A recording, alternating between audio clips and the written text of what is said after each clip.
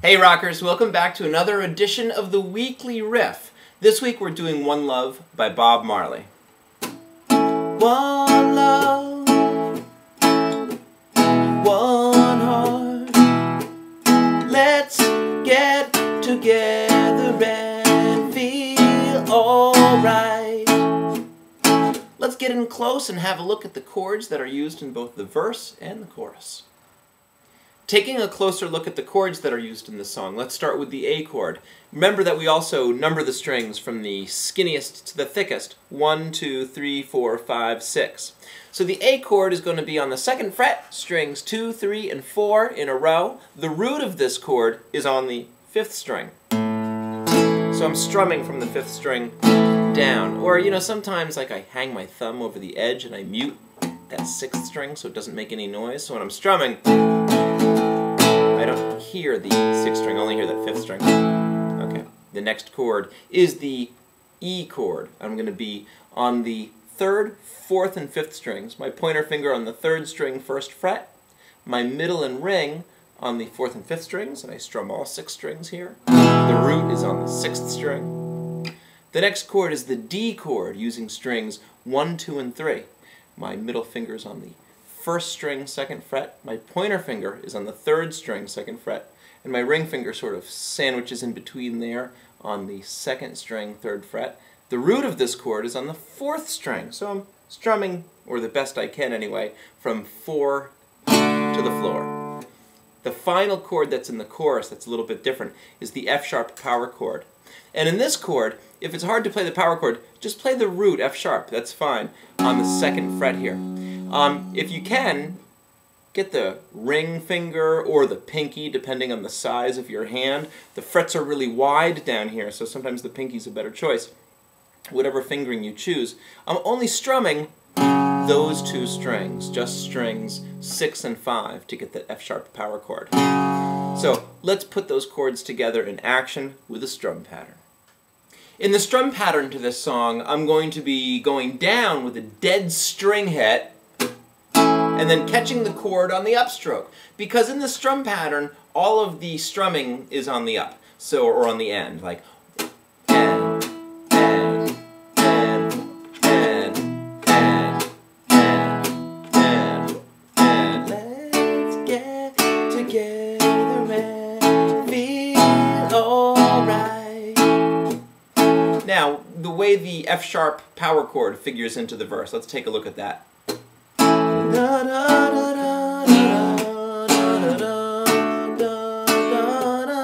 Here it comes. A, F sharp here, then the D, then the A. They do that 4 times. Da, da, da, da, da, da, then the D, back to A again. One more time. Da, da, da, da, da, da, da, then the A. And then you're back to the chorus again. One love. The first thing to talk about in soloing over this song is the key that we're in and how we use the guitar to play in that key. So we're in the key of A, and A is located here on the 5th fret on both the 1st and the 6th strings. So I have a choice in the way that I use my blues box pentatonic scale.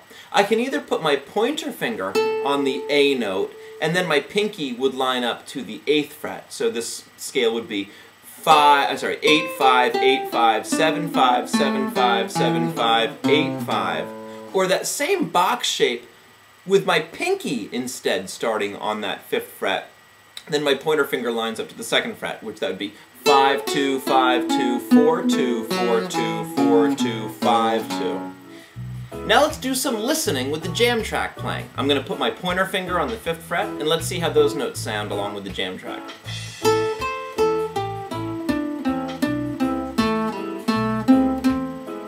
Let's try now with my pinky on the 5th fret and see how those notes sound.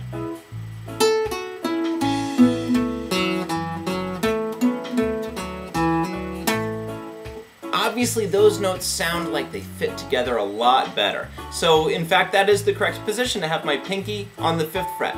There's also a 2nd octave you can play this in, so instead of my pointer finger being on the 2nd and my pinky on the 5th, I can slide all the way up here to my pointer finger being on 14 and my pinky or my ring being up on 17. So let's solo a little bit in both of those positions.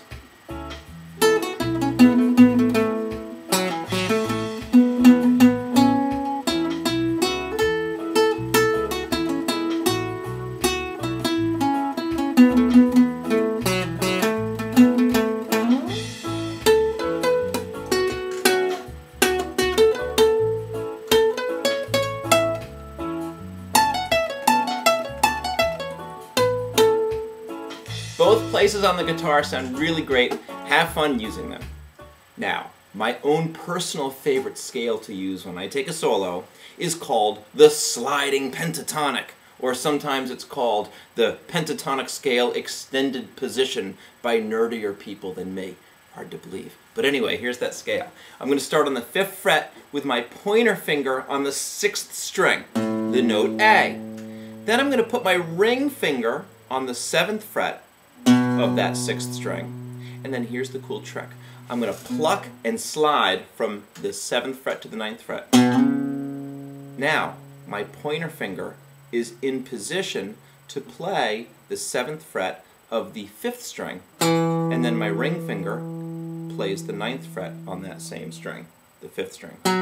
So if I were to do those 5 notes in a row, I've got 6th string, 5th fret, 7th fret, slide to the 9th fret, then on the 5th string, my pointer finger plays the 7th fret, and my ring takes the 9th fret. Now, I'm going to play the 7th fret on the 4th string with my pointer finger, my ring finger on the 9th fret, and I'm going to slide to the 11th fret. Now my pointer finger is in position to play the 9th fret, and then my ring finger plays the 11th fret, both on the 3rd string now. So let me play that far. From the 6th string, 5th fret, 3 notes. 5th fret, 7th fret, 9th fret. Now on the 5th string. 7th fret, 9th fret. Now on the 4th string. 7, 9, slide to 11. Now on the 3rd string, 9, 11. Now here's where it gets a little bit funky. When I get down to the 2nd string, my pointer finger has to jog just a little bit closer to the 12th fret. I'm on the 10th fret now with my pointer finger. My ring finger plays the 12th fret. I slide to the 14th fret, and now my pointer finger's in place to play the 12th fret on the 1st string, and then my ring finger plays the 14th fret on the 1st string also. So I have these 2 notes on the 1st string, these 3 notes on the 2nd string, these 2 notes on the 3rd string, these 3 notes on the 4th string, these 2 notes on the 5th string, and these 3 notes on the 6th string. So here's that scale climbing the guitar.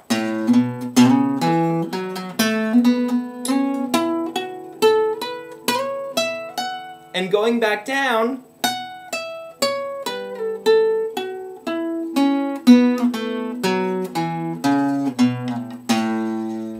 finally, let's solo using that sliding pentatonic in the key of A. Here we go.